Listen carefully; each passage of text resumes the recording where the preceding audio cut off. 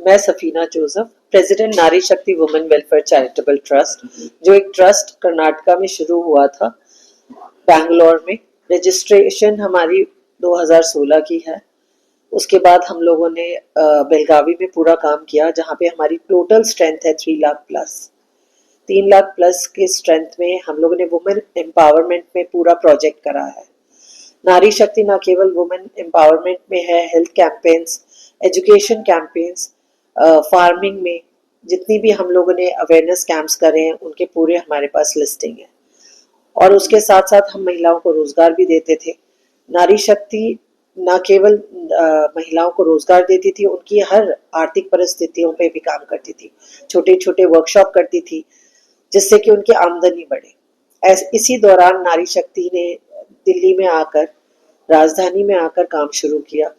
Same वही काम जहाँ नारी शक्ति 1200 रुपए की मेंबरशिप लेती है, उस मेंबरशिप के थ्रू नारी शक्ति महिलाओं को जोड़ती है। और महिलाएं जब जुड़ जाती हैं तो उनको रोजगार भी देते हैं, उनको अवेयरनेस भी देते हैं, हेल्थ कैंपेन से जोड़ते हैं, हेल्थ इंश्योरेंस से जोड़ते हैं और रोजगार से जोड़ते हैं। इस दौरान हम लोगों ने कुछ कार्यक्रम, दिल्ली में हमने ऐसे कार्यक्रम किए जहाँ पे महिलाओं को महिला दिवस पे हम लोगों ने अवार्ड दिया था। जो एक ग्रुप ऑटो रिक्शा ड्राइवर्स थी, ऑटो चलाने के लिए, वो पायलट बैच यहाँ पे दिल्ली में शुरुआत किया था उन्होंने।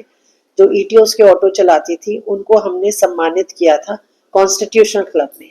उसी प्रोग्राम के दौरान मेरी मुलाकात 65 ऑटो रिक्शा ड्राइवर्स के साथ हुई जो महिलाएं थी। ये बात बहुत प्राउड फील किया हम लोगों ने कि हाँ, महिला ऑटो चालक थी। जब इस कार्यक्रम के बाद महिला चालक, ऑटो चालक हमारे से मिली और बोलने लगी कि मैम हमारे लिए और कुछ क्या कर सकती है नारी शक्ति। तो मैंने कहा मुझसे क्या मदद चाहिए। तब उन्होंने मुझे बोला कि हमें हमारा ऑटो चाहिए। तो नारी शक्ति ने एक पहल किया 2024 में। ये हमने काम नवंबर में शुरू किया, ऑटो रिक्शा प्रोजेक्ट स्टार्ट किया। इसमें हमने थोड़ी जानकारी ली सरकार की योजनाओं पे भी, जिसमें हम लोग आए मुद्रा योजना के तहत। मुद्रा योजना के तहत हमें पता चला कि मुद्रा योजना में आप कोई भी आधार उद्यम के तहत आप ऑटो ले सकते हो, गाड़ी ले सकते हो। तो मैंने इसके बारे में जाके एसबीआई में बात किया और एसबीआई में मैनेजर साहब ने बोला कि हाँ, आप कर सकते हैं, संस्था ऐसी मदद महिलाओं को कर सकती है जिसमें सब्सिडी रेट में मिल सकती है। मुझे भी ऐसा लगा कि ये काम इतना आसान होगा। मुझे लगा कि जैसे सिलाई मशीन में दुकान से खरीद कर लाकर मैंने महिलाओं को जैसे मैंने दे दिया, इस तरीके का ये प्रोजेक्ट भी होगा। लेकिन मैं गलत थी, क्योंकि ऑटो रिक्शा इतना इजी नहीं था देना, क्योंकि ऑटो रिक्शा में परमिट की जरूरत थी। जब मुझे पता चला तो मैंने ट्रांसपोर्ट डिपार्टमेंट में जाकर एप्लीकेशन सबमिट करा।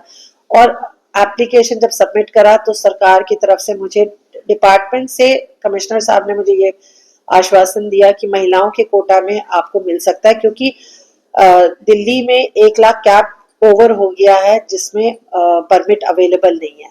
महिलाओं के कुछ क्लेम जो आए नहीं थे ट्रांसपोर्ट डिपार्टमेंट में, तो उसमें से हम लोगों को मिलने के चांसेस थे। तो हमने एप्लीकेशन दिया और सारी महिलाओं की डिटेल्स वहां पे भरे। इस दौरान हम लोगों ने, महिला जो हमारी ऑटो रिक्शा चालक थी वो हमारी मेंबर थी जिन्होंने 1200 रुपए का मेंबरशिप लिया था, उसी दौरान हम लोगों ने डिपॉजिट अमाउंट 10,000 रुपीज का लिया उनसे ऑटो का। और उनकी ये चीज हमने आगे बढ़ाई, परमिट के लिए अप्लाई किया।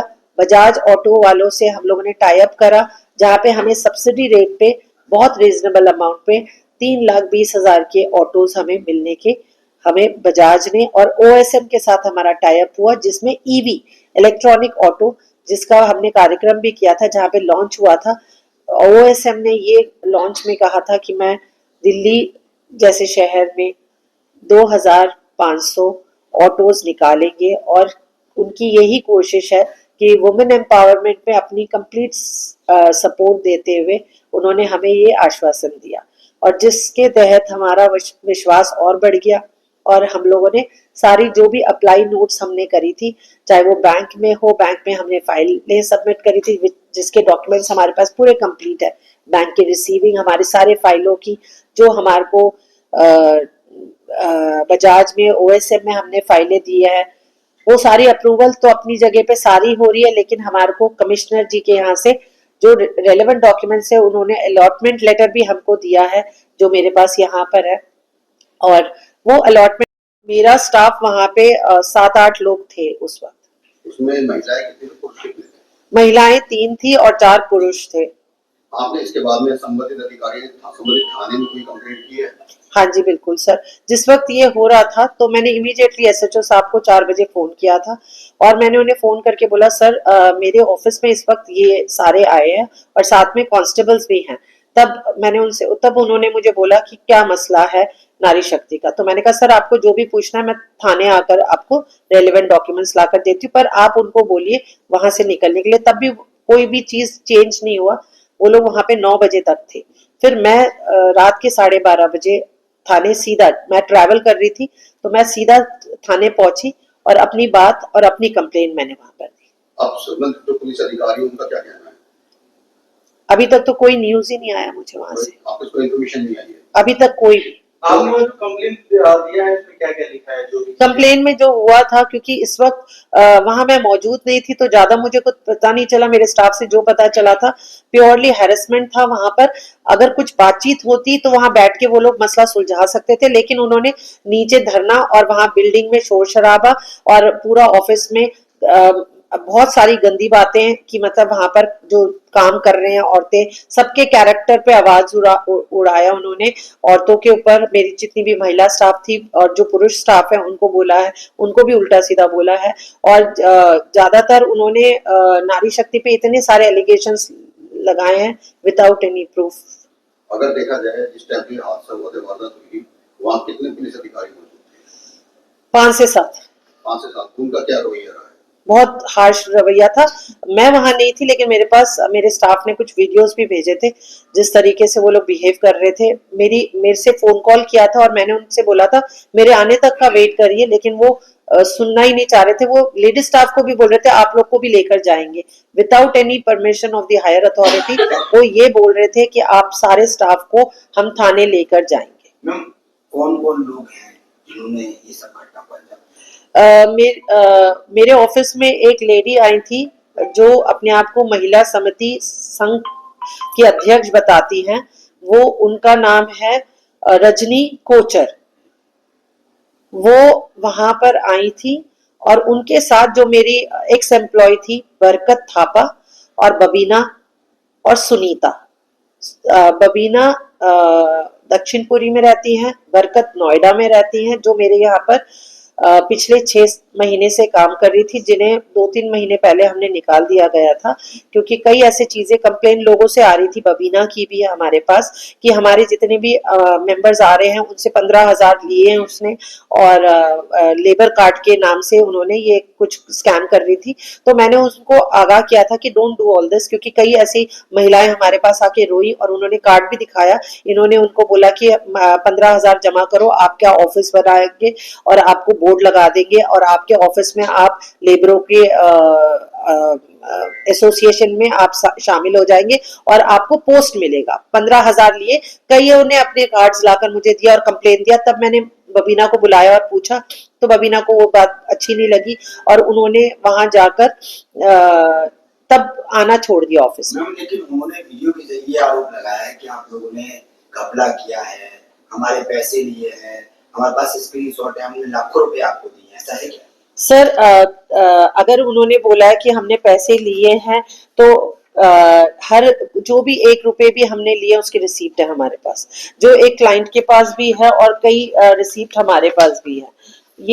ये नारी शक्ति के रिसीप्ट्स हैं जो 1200 रुपए से लेकर, अगर हम लोग ऑटो की बुकिंग अमाउंट भी ले रहे हैं उसकी भी ऑडिट हम कर रहे हैं 10,000 की भी। और अगर लोन ले रहे हैं कोई तो लोन का हम 10% लेते हैं, उसकी भी हम लोग ने एंट्री करके और वो भी हम लोगों ने उनको रिसीप्ट दिया है।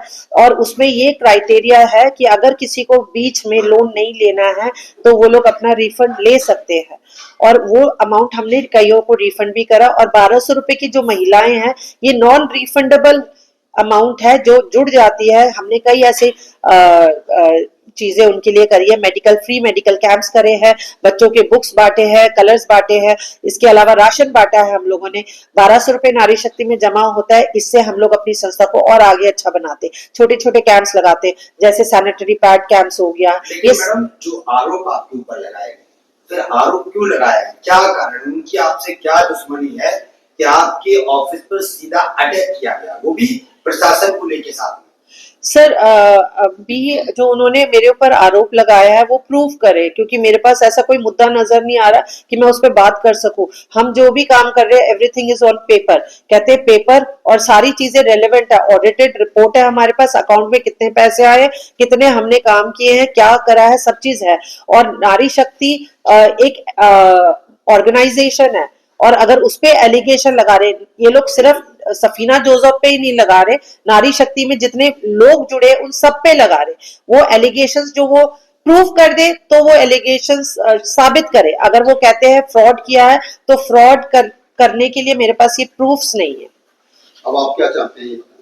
मैं अपनी आवाज इसलिए उठा रही हूँ क्योंकि उन्होंने पूरा यूट्यूब में, सोशल मीडिया में हमारा जितने भी मेंबर्स है उनको ये मैसेजेस भेज रहे कि हम फ्रॉड है।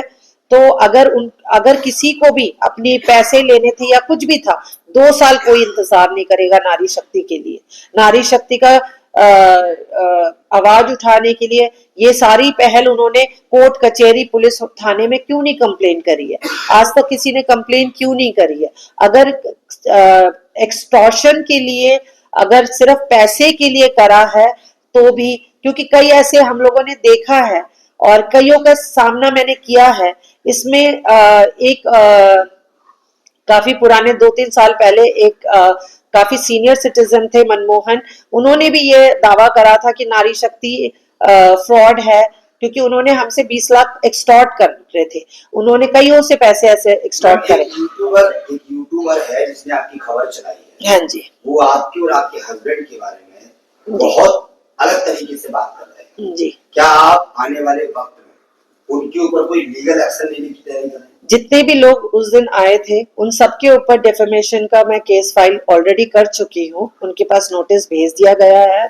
डीसीपी साहब के पास उनकी कंप्लेंट जा चुकी है, यूट्यूबर के ऊपर भी, और महिला समिति संघ जो चलाती है रजनी कोचर के ऊपर भी, और बरकत के ऊपर भी, और सुनीता, और खासकर बबीना, इन सब के ऊपर मैंने डेफेमेशन का केस फाइल कर दिया है, और डीसीपी ऑफिस में ऑलरेडी इनकी कंप्लेंट जा चुकी है। क्योंकि ये जो वीडियोस ये लोग अनऑथराइजली, ना उन्होंने कोई कंप्लेन करी है, ना उन लोगों ने कोई एफआईआर करी है, और इन्होंने वो सारे वीडियोस डाले विदाउट एनी कंप्लेन, और जो वो दिखा रहे हैं लोगों का माइंड को डाइवर्ट करने के लिए, तो मुझे नहीं समझ में आता है कि इसके लिए मैं क्या बोलूं।